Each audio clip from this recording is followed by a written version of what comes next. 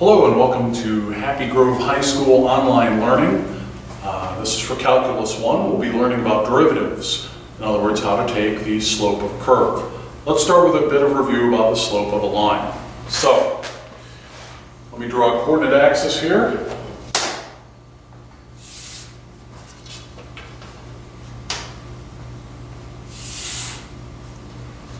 And we can draw some line that will draw like this. Now we know what the slope is on this. If we're given the equation of the line as f of x equals mx plus b, then we know that m is the slope. If that's given, wonderful, we have it. Side note, f of x we're going to use in place of y. There's a reason you'll see later. Now, if we just have a line, and it's on a graph, we can figure out the slope by choosing any 2 points. And let's choose this little guy and this little guy. So this one here is, call that x1. And this one has an x coordinate of x2. And then the corresponding y's are f of x1 and f of x2. So we can figure out our slope then by plugging in the points that we have now that we found by looking at our graph. M is equal to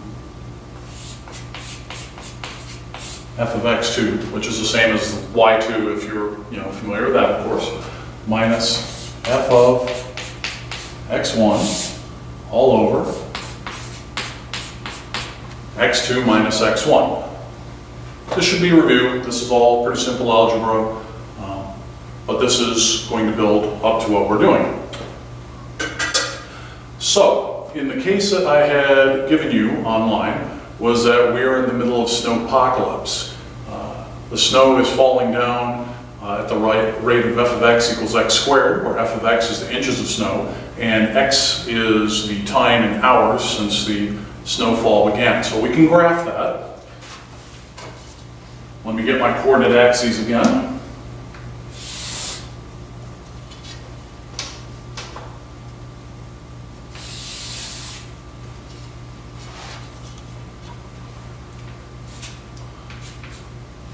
And I'm going to try to draw this with a fairly zoomed in view of the parabola. You know what it looks like. So it would go, if this was, say, point 1, 1, it would kind of curve up like this.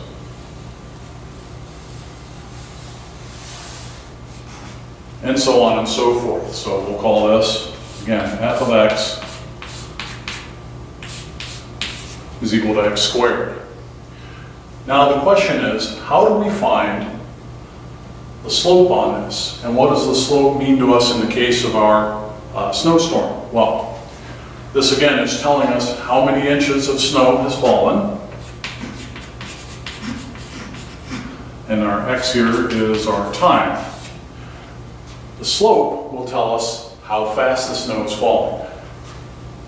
Now, to try to figure this out, we could do it one of 2 ways. You can either try to look at a tangent line, which will touch our function in one place, like say at this point here.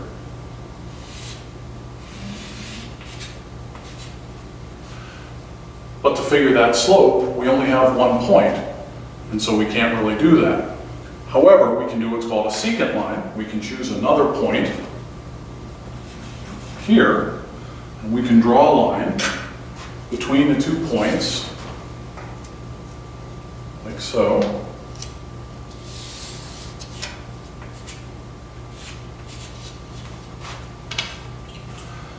We can call this first point here, we'll call it x. And then this one is some distance h, we'll call it away. And so we're going to call this x plus h. And there's a reason for that too, and you'll see in a little bit. So their corresponding y values are f of x and f of x plus h. Now, you can see this tangent line here sure seems has a different slope than this line here, the secant line. So you might say, well, geez, that's not very good of an approximation. Can we do better? Well, yeah, we can do better. We can choose another point, which is a little closer, and we'll call that this guy. And we'll draw our line.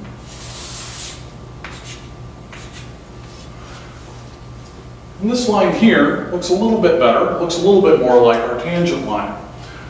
But what if we got closer and closer? You can kind of see that these lines would start flattening out and be more like the tangent line.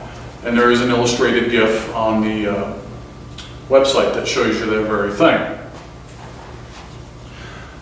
So the thing is, as we bring those 2 points closer and closer together, and this h between them gets smaller and smaller, it looks like a limit problem, right? And that helps us figure out our snowfall. So let's say we want to know how fast our snow is falling at, say, 3 hours into the snowstorm. So we're going to have x equals 3. Well, we know that we can figure out how much snow is falling, right? So f of x is equal to 9 inches. But how fast is it falling? Well, we can calculate this using the limit between the the secant lines and the tangent lines, using this very same kind of thing. So what we're looking for is the same as this. Instead of x2, we're going to call this f of x plus h minus f of x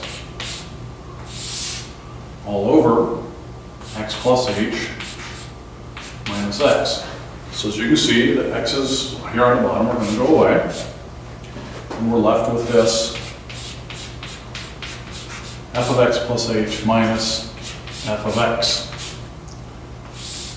all over h. Now, if we wanted to find out how fast our snow was falling at 3 hours, we need to take a limit, because we want it to do right at 3 hours here somewhere on this. And we're going to call this new function f prime of x. And that's the limit is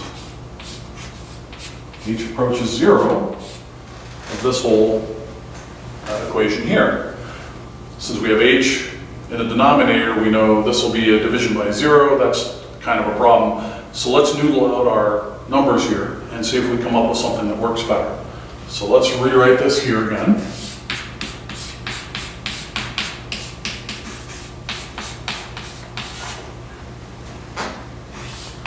Okay, so limit is x goes to 0 of f of x plus h minus f of x all over h. Now we know what our function is. The function is x squared. So let's rewrite this and put those things in. So, oops, and this should be limit as h goes to 0, right? See, math teachers make mistakes too.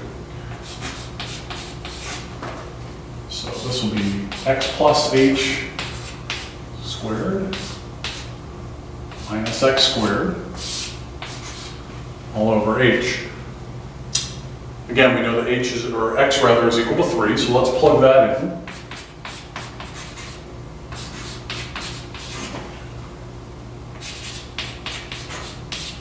So its limit as h goes to 0, 3 plus h squared minus 3 squared over h. So we need to expand this out and see if this will work out for us.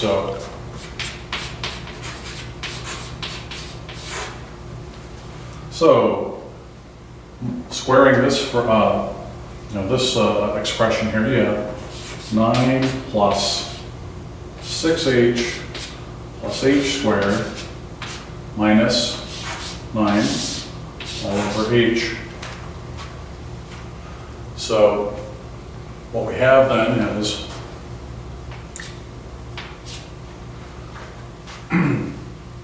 9 minus 9, we come up with limit as h approaches 0, 6h plus h squared all over h. And you can see you can factor out an h in both terms here. So let's go ahead and do that. That h goes away, that h goes away, that h becomes h. You have the limit as h approaches 0 of 6 plus h. Well, as h approaches 0,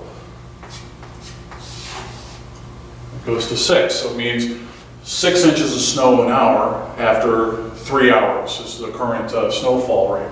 And this is great. We can do this at any time during the snowfall.